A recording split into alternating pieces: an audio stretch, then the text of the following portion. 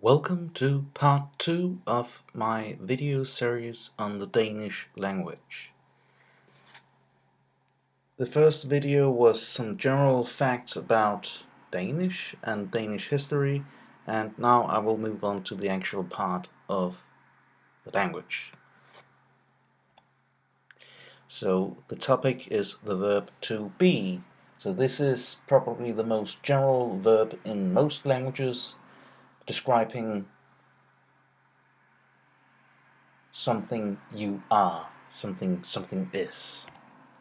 So the English to be is at være, in Danish. So let's look closer at that verb.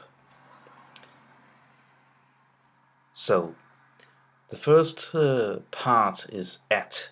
That's an infinitive marker, similar to the English to. And you can see here that the verb itself ends on e, and this is the infinitive ending. And this is probably the same for every verb in Danish, that the ending is on an e if it is an infinitive, so at være. So in the present tense, you'll see that the verb loses the first v and then drops the infinitive e and has an r as its ending. This will also be known as the present tense are. And anecdotally, this is something that many Danes have found troubling. So a common thread in Danish teachers' classes is that you should always remember present tense are.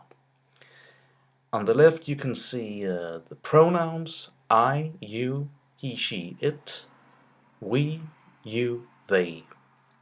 And these pronouns were also covered in the first video. And you'll see that the verb is the same no matter who is being something. So jeg er, vi er, it's the same, whatever. And this is a good example of how simple Danish conjugations and inflections really are. It's the same for every person in every type of pronoun. If it's the first person, second person, third person, whatever, it's the same for everybody. So you'll learn the conjugations pretty quickly in this case. So jeg er, du er, han, hun, den, det er, vi er, I er, de er. It's the same. You'll notice that er sounds a bit like the English are, and it's because it is. So if we go back 1,500 years, Danish and English will be more like the same. In the case of English, some of the conjugations have been, and inflections have been kept. So I am, you are, he is. The verb changes according to person. But in Danish we have dropped everything except er, which is the second person conjugation. In past tense, at være changes a bit again.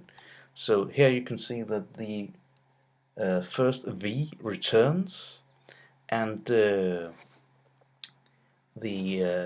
middle vowel has changed from an e to an a, and we again have the ending r.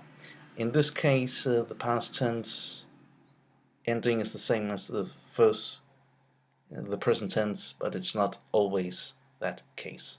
So you can see here that even though the verbs change according to time, they don't change according to person. And this is a common theme in all Danish verbs. Thank you for watching.